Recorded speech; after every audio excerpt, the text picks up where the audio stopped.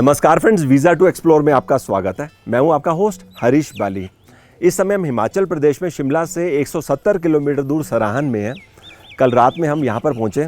रहने के लिए हमने एकोमोडेशन ली होटल श्रीखंड, जो कि हिमाचल टूरिज्म की प्रॉपर्टी है। डबल ऑक्यूपेंसी में हमको 1950 रूम टैरिफ पड़ा। डिस्काउंट के बाद का ये टैरिफ है। हमने ऑनलाइन बुकिंग करवा ली थी। सुबह उठ के जब मैंने व्यू देखा ना, मज़ा आ गया। चारों तरफ पहाड़, और इस समय देखिए मैं होटल के बाहर ही खड़ा हूँ। यहाँ से आपको सामने की जो पहाड़ी के ऊपर चोटियाँ ना, कितनी सारी बर्फ़ दिख रही है। पूरे साल यहाँ से बर्फ़ ऐसी ही दिखती है। सामने जो बर्फ़ की चोटी के ऊपर बादल दिख रहे हैं ना, वहीं पर श्रीखंड महादेव जी के भी दर्शन हैं।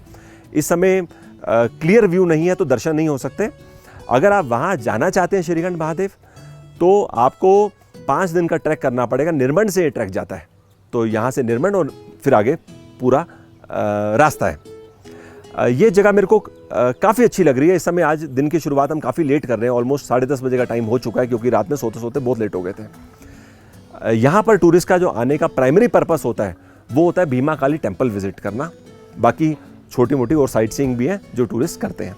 तो कुछ समय हम यहाँ पर बिताएंगे, फिर आगे हम जाने वाले हैं चितकुल की ओर। आज का नाइट स्टे हमारा या तो चितकुल में रहेगा या रक्षम में। मैंने सोचा टेंपल जाने से पहले आपको अपनी रूम की बैल्कनी से व्यू जो दिख रहा था वो दिखा दूं। यहाँ से देखिए कितना अच्छा लग रहा है। रात में हम यहीं पे रुके थे। रूम के बाहर ये छोटी सी बैल्कनी बनी हुई है। सुबह के टाइम में यहीं पे बैठ के चाय पी रहा था, बड़ा अच्छा लग रहा था। और आधा पौना घंटा चाय पी के आराम से मैंने रिलैक्स किया और ऊंचे ऊंचे पहाड़ देखे, और पहाड़ों के ऊपर बर्फ़ की चोटियाँ जो हमें दिखाई दे रही हैं, और उसके ऊपर बादल। Beautiful view. चलिए अब टेंपल को चलते हैं। टेंपल यहाँ से वॉकिंग ही हार्डली 200 से 250 मीटर के डिस्टेंस पर है।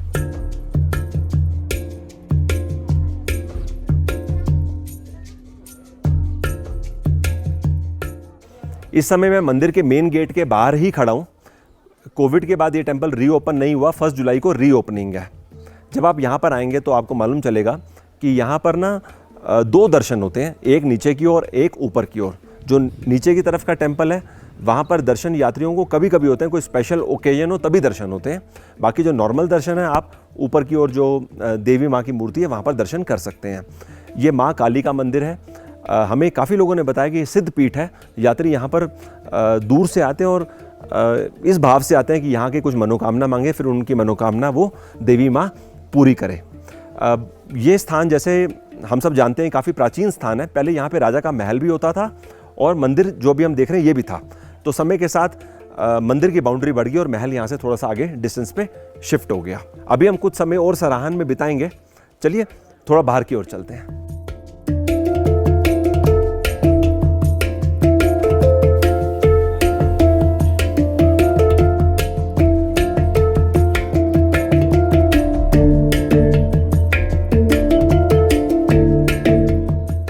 वॉक करते करते मैं बस स्टैंड के पास आ गया। देखा यहाँ मैंने 2 बसें खड़ी हुई हैं। शिमला की जो कनेक्टिविटी है वो तो दिन में सिर्फ 2 बसें हैं, एक सुबह 11 साढ़े 11 बजे और एक शाम को 5 बजे। लेकिन अगर आप यहाँ से शिमला जाना चाहते हो तो बेटर ऑप्शन है, यहाँ से हर 2 घंटे में रामपुर को बस जाती है। तो रामपुर चले जाओ, रामपुर से काफ़ी सर्विस है शिमला के लिए।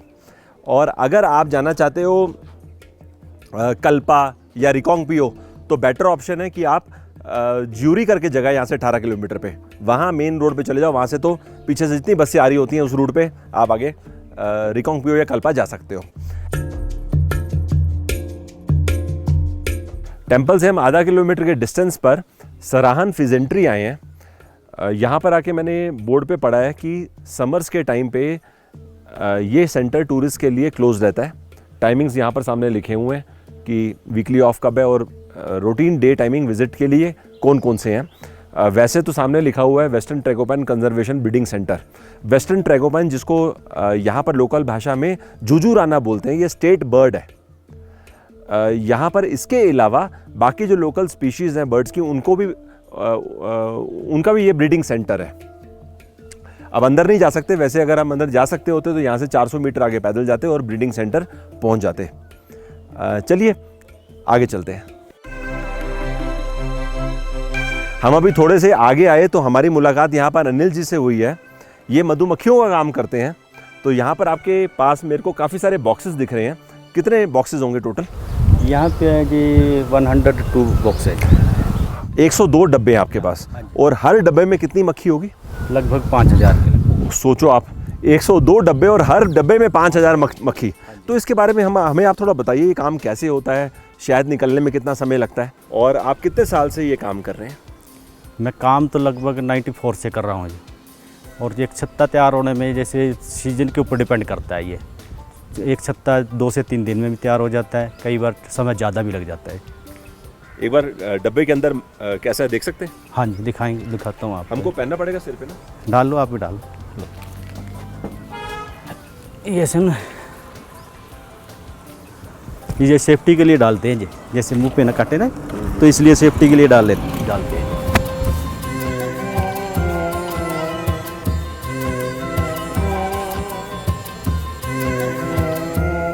अच्छा, ये एक बॉक्स में 9 से 10 छत्ते होते हैं जी। अच्छा, तो रानी मक्खी इसी में? नहीं, रानी नहीं है इसमें, तो ये है जैसे पोलन है, ये नेक्टर है, ये बीज है इसके अंदर। तो हर छत्ते में रानी मक्खी नहीं होती? हर छत्ते में नहीं होती जी, एक बॉक्स में एक ही रानी होती है। अच्छा, हाँ जी। तो यानी 5000 मधुमक्खियों में एक रानी? 5000 मक्खियों को केवल रानी ही कंट्रोल करती है जी। अच्छा, हाँ जी। तो एक मधुमक्खी की लाइफ के बारे में बताओ, इसका जीवन काल कितना होता है? मधुमक्खी का जीवन काल सीजन में 1 महीना होती है, और ऑफ सीजन में लगभग 3 से 5 महीने होती है। और रानी मक्खी का जीवन काल? रानी मधुमक्खी का जीवन 1 से 3 साल तक होता है। तो रानी मधुमक्खी की लाइफ ज़्यादा है? रानी मधुमक्खी की लाइफ ज़्यादा है। हमारे को अपने लिए शहद चाहिए, तो 1 किलो कितने का मिल जाएगा? हमारे पास से जैसे शहद मिल जाएगा आपको 300 रुपये किलो देते हैं। 300 रुपये किलो ओरिजिनल शहद अभी अवेलेबल आपके पास? मिल जाएगा, अभी भी मिल जाएगा। चलो, इनसे हम 1 किलो शहद लेते हैं और आपको कुछ देर में दोबारा ज्वाइन करते हैं।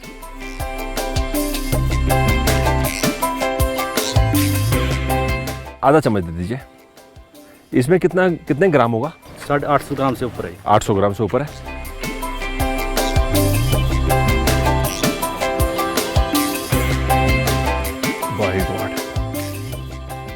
क्या स्वाद है, एकदम ओरिजिनल है। ओरिजिनल, बिल्कुल ओरिजिनल है। सबसे बढ़िया बात यह है कि शहद गर्मियों में तासीर इसकी ठंडी है और सर्दियों में गर्म है, तो सर्दियों में इसको दूध में मिक्स करके पीना चाहिए ना? गर्म दूध में गर्म दूध में, और गर्मियों में पानी में, ठंडे पानी में।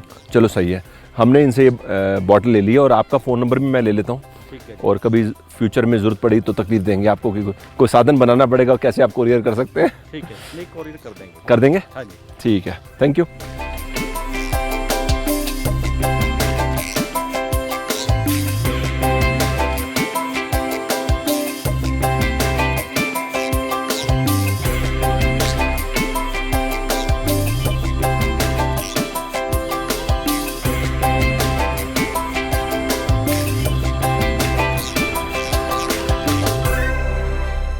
थोड़ा और आगे चलकर हम हवा घर के गेट के बाहर तक पहुंच चुके हैं। ये देख लीजिए, यहाँ से हमको अंदर जाना है 50 से 100 मीटर। चलकर देखते हैं हवा घर कैसी जगह है और वहाँ पर कितनी हवा आती है। आइए जी।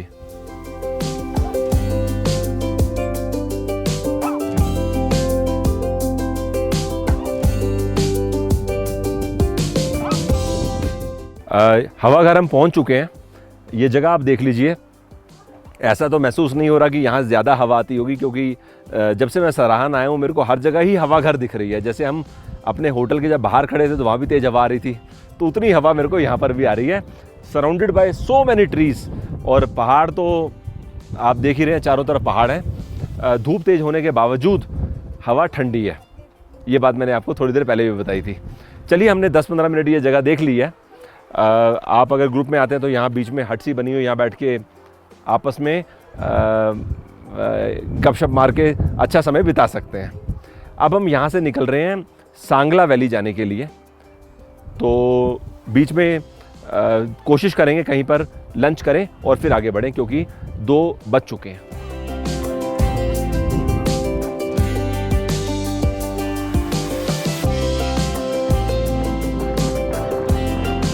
सराहान से 18 किलोमीटर का सफ़र करके हम ज्यूरी पहुँच चुके हैं। मैंने आपको पहले भी बताया था, नारकंडा और रिकांगपिओ को जो हाईवे कनेक्ट करता है उसमें ये जगह थी ज्यूरी, जहाँ से 18 किलोमीटर अंदर हम सराहान को गए। इस समय वापस आ चुके हैं। अब हम आगे बढ़ रहे हैं यहाँ से सांगला वैली को। रोड अभी तक हमें काफ़ी अच्छी मिली है। कहीं पर भी हमें गड्ढे नहीं मिले, आराम से स्मूथ ड्राइव चल रही है। पहाड़ देखते देखते ये जर्नी हम खूब इंजॉय कर रहे हैं। कुछ किलोमीटर आगे आने के बाद हम बदाल नाम की एक जगह पे रुके हैं। मेरे साथ करम भाई हैं, इनके साथ हम स्पीति की पूरी जर्नी करने वाले हैं। इन्होंने बोला कि ये जो सामने आप ईटरी देख रहे हैं, यहाँ पर राजमा चावल और कढ़ी चावल फेमस है और काफ़ी पुराना जॉइंट है। चलेंगे अंदर? आइए। लो जी, हमने अपने लिए कढ़ी चावल मंगा लिया है। यहाँ पे सिस्टम ये है कि 80 रुपये एक प्लेट का कॉस्ट है, जिसमें आप कढ़ी ले लो, राजमा ले लो, दाल ले लो, चाहो तो सब कुछ ले लो। साथ में राइस रहता है। टाइमिंग इन्होंने बताया सुबह 8 बजे से रात के 10 बजे तक ये ढाबा खुला रहता है। ठीक है, तो पहले कढ़ी चावल टेस्ट करेंगे। और यहाँ पर कढ़ी में ना पकोड़ा नहीं रहता। अच्छा, ये तो यहाँ की जो कढ़ी है ऐसे पतली बनती है।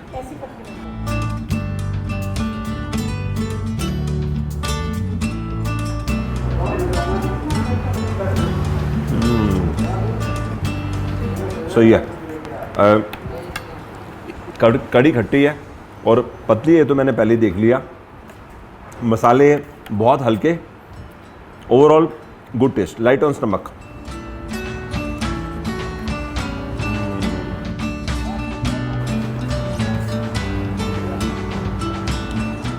सही मज़ा आ रहा है। कढ़ी का टेस्ट बहुत अलग है और मज़ेदार है।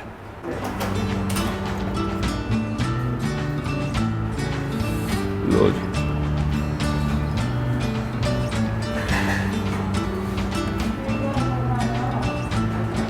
ऐसा है, राजमा पे तो दम है। राजमा का जो दाना है अच्छा स्वाद है। मसाले जितने होने चाहिए ना उससे ज़्यादा है, हैवी मसाले हैं। Kadhi light on masala, rajma heavy on masala. स्वाद दोनों के अपने यूनिक हैं। कढ़ी मेरे को थोड़ी सी ज़्यादा स्वाद लगी।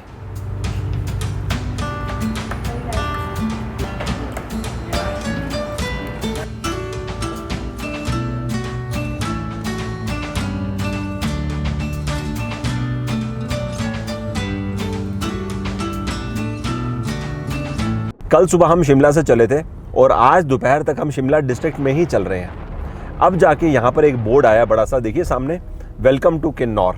यहाँ से किन्नौर डिस्ट्रिक्ट स्टार्ट हो जाती है।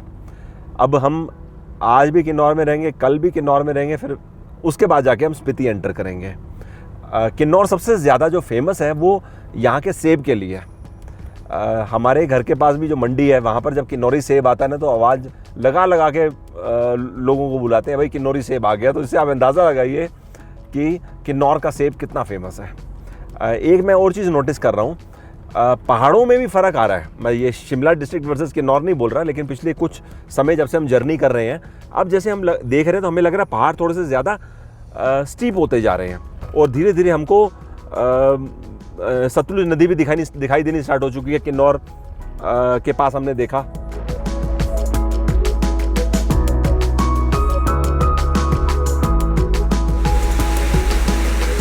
वाटरफॉल तो मेरे को कहीं पर भी दिख जाए, मेरे से रुके बगैर रहा नहीं जाता।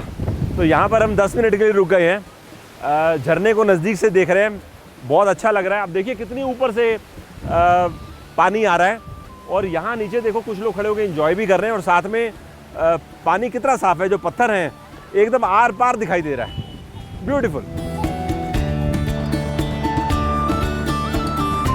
वाटरफॉल से 2 किलोमीटर आगे जाने के बाद हमने दोबारा गाड़ी रोक ली है और अब हम यहाँ पर देख रहे हैं रॉक कट टनल। आप देखो कितना अच्छा लग रहा है। यहाँ इस समय हम टनल से लगभग 40 मीटर दूर हैं। एक बड़ी सी चट्टान के नीचे से रास्ता निकाला गया है। So beautiful. आओ थोड़ा वॉक करके पास चलते हैं। आज से न जाने कितने साल पहले जब ये रास्ता बना होगा, उस समय इस बड़ी सी रॉक को काट के ये रास्ता बनाया होगा। मैं पिछले 10 से 15 मिनट से यही देख रहा हूँ कि देखो कैसे रॉक को काटा गया होगा। और आज यहाँ पर इसको क्लोजअप में देखना अपने आप में यूनिक एक्सपीरियंस है।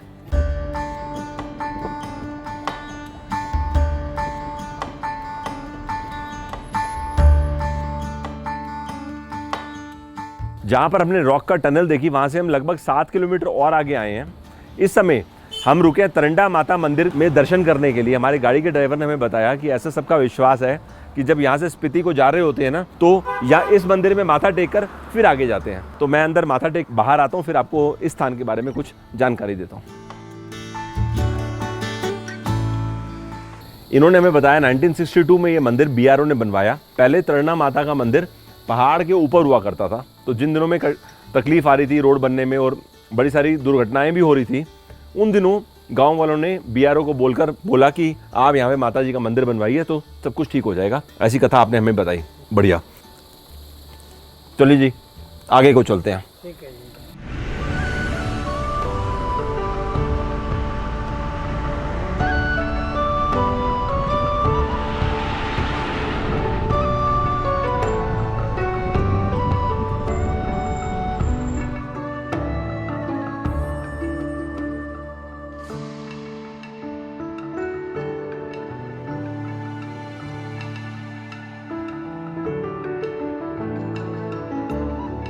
टेंपल से 1 किलोमीटर आगे आने के बाद हमने गाड़ी रोकी है। अब ये व्यू देखिए, सामने पहाड़ और पहाड़ के बीच से कैसे रास्ता बनाया गया, उसके बाद रोड बनाई गई है। और ये जो पहाड़ है ये स्ट्रेट है एकदम, ऊपर से लेकर नीचे तक आप देखो सीधा पहाड़ है और कितनी खूबसूरती से रास्ता बनाया गया। लगभग आधा किलोमीटर के आसपास का रास्ता मेरे को यहाँ पे खड़े होकर दिख रहा है। अब पहाड़ के सामने एक और पहाड़ है, इधर छाँव, इधर धूप, और बीच में आप देखिए नीचे सतलुज नदी बह रही है।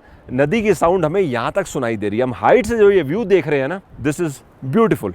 आज सुबह से लेके अभी तक जितने भी व्यूज हमने देखे हैं, ये व्यू बेस्ट है।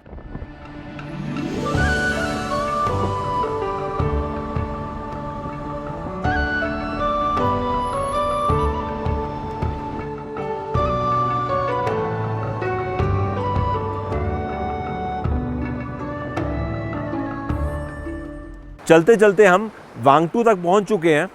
इस समय मैं रोड किनारे आके सतलुज नदी का व्यू आपको दिखा रहा हूँ। ज़्यादा दूर नहीं है, हम थोड़ी सी हाइट से ही नदी देख रहे हैं और यहाँ पर विड्थ भी थोड़ी सी ज़्यादा है। सामने आपको पुल दिखाई दे रहा है। पुल से हम जब लेफ्ट चले जाएंगे तो ये रास्ता आगे हमको बाबा वैली लेके जाएगा। तो 20 से 22 किलोमीटर की ये जर्नी है, बाबा वैली तक आप जा सकते हैं। काफ़ी ट्रैकर्स क्या करते हैं, काफनू करके जगह है जो यहाँ से लगभग 18-20 किलोमीटर पे है, काफनू तक जाते हैं गाड़ी पे और वहाँ गाड़ी छोड़ देते हैं और वहाँ से 4 से 5 दिन का ट्रैक करते हुए पिन वैली चले जाते हैं, जो मुद में ये रास्ता निकलता है। ट्रैकर्स के लिए खास तौर पे काफ़ी एक्साइटिंग भरा ट्रैक रहता है। मैं पहले सोच रहा था कि जब हम यहाँ पर आएंगे तो वांगटू से टर्न लेके बाबा वैली चले जाएंगे और वापस आ जाएंगे, लेकिन अब टाइम मैनेजमेंट थोड़ी सी गड़बड़ है। अगर तो यहाँ पर हम आए होते दोपहर में 3-3:30 बजे तो हम जरूर चले जाते। चलिए आगे हम चलते हैं रक्षम की ओर। पहले सांगला आएगा, फिर रक्षम और उसके बाद चितकुल।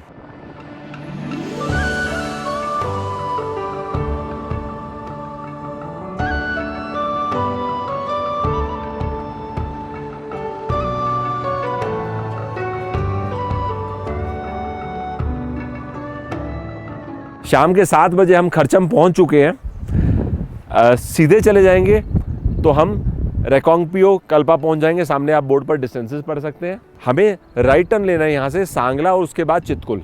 आज का नाइट स्टे हम सांगला और चितकुल के बीच में करने वाले हैं। यहाँ पर 7 बजे शाम को इतना अच्छा मौसम हो गया है ना कि मेरे को लग रहा है और 15-20 मिनट के बाद मुझे स्वेटर पहनना पड़ेगा। हल्का हल्की ठंडा भी लगना स्टार्ट हो चुका है। पहाड़ तो देखो जगह जगह हमें दिख ही रहे हैं, लेकिन यहाँ पर आके डायनामिक्स इतने ज़्यादा बदल गए हैं कि ऊपर काले बादल दिख रहे हैं। इस समय जून का लास्ट वीक है, तो बारिश कभी भी हो सकती है। तो हम लकी हैं, कल बारिश नहीं हुई और आज अभी तक बारिश नहीं हुई, क्योंकि बारिश होने से लैंडस्लाइड का रिस्क बढ़ जाता है। ब्यूटीफुल, बहुत इंजॉय कर रहा हूँ मैं ये पूरी जर्नी।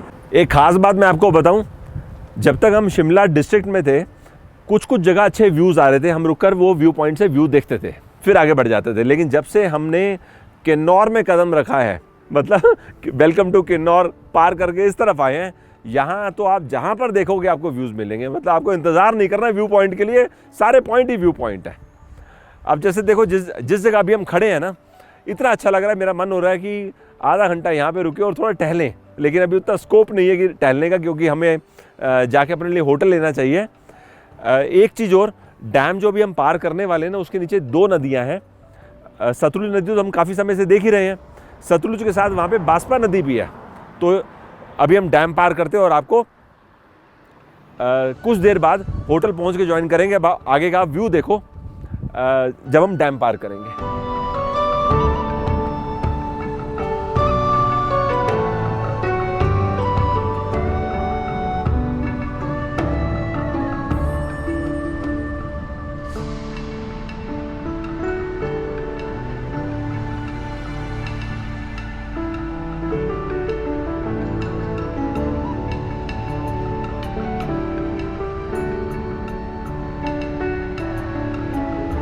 पुल पार करके अभी हम इस तरफ आ चुके हैं। सामने जो आपको बड़े बड़े पहाड़ दिख रहे हैं, ये किन्नौर वैली का पार्ट है।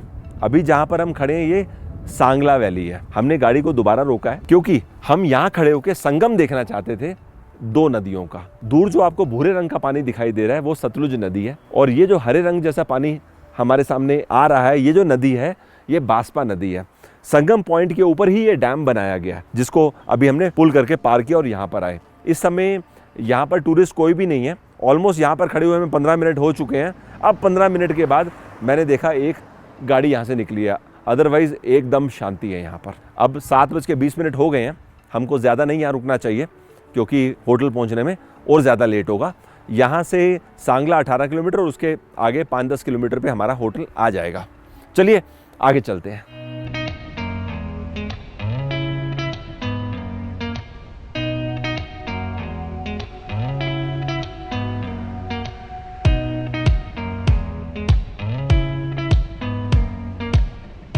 फाइनली रात को 8:30 बजे हम रकचम पहुंच चुके हैं।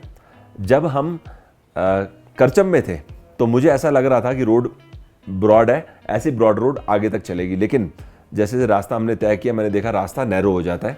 नीचे खाई है, ऊपर पहाड़ है, रास्ता नैरो है, तो सामने कोई गाड़ी अगर आती है ना तो आपको एक तरह से रुकना पड़ता है उस गाड़ी को पास देने के लिए। रोड काफ़ी अच्छी है। यहाँ पर हमने रहने के लिए डबल ऑक्यूपेंसी में रूम लिया है होटल एप्पल पाई में। 2,800 रुपये में हमको रूम टैरिफ पड़ा है। आज का हमारा नाइट स्टे यहाँ पे रहेगा। ठंड यहाँ काफ़ी ज़्यादा है। कुछ देर पहले तक मैंने वुलन पहना हुआ था, अब मैंने रूम के अंदर आके स्वेटर उतार दिया।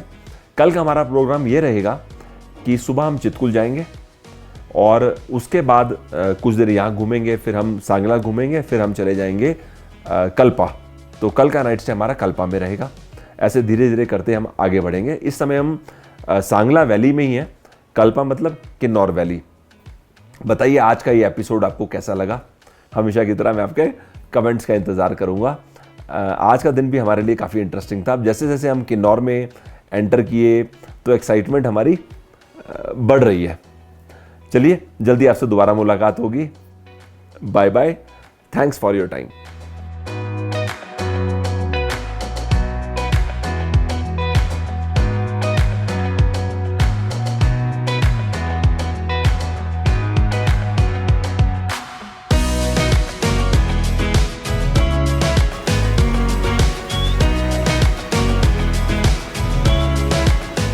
लो जी, चितकुल गांव भी पहुंच गए और हमने हिंदुस्तान के आखिरी ढाबे के भी यहाँ से दर्शन कर लिए। यहाँ देखिए लिखा हुआ है, ठहरिए हिंदुस्तान का आखिरी ढाबा, देखना ना भूलिए। मैं आपको यहाँ से दिखाता हूँ। ये देखिए कुछ लोग वहाँ पर बैठकर खाना खा रहे हैं, चाय पी रहे हैं। बड़ा अच्छा लग रहा है यहाँ पर आके। ढाबे में बैठकर अगर हम नदी का व्यू देखेंगे तो और अच्छा लगेगा।